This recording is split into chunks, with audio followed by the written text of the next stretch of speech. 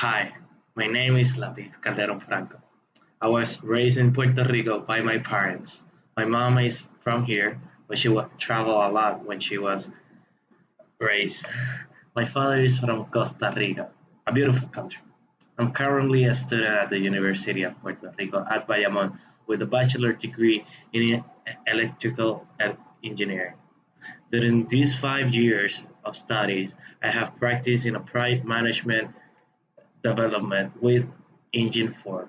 Also, I participated in an internship with CPM at Project Management, and I'm currently working with Scuda. During my time working with Scuda, I have watched how such a small company have achieved so much with so little resources. When I started, we were less than 50 employees. Right now, we are over 100. Uh, I'm being I'm being part of something of a new movement of something new in Puerto Rico.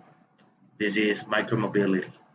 I'm currently in charge of the electronic department as well as the lead in the headquarters.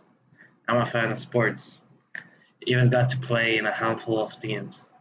But for now, I'm retired. I want to finish my degree in a year if I can.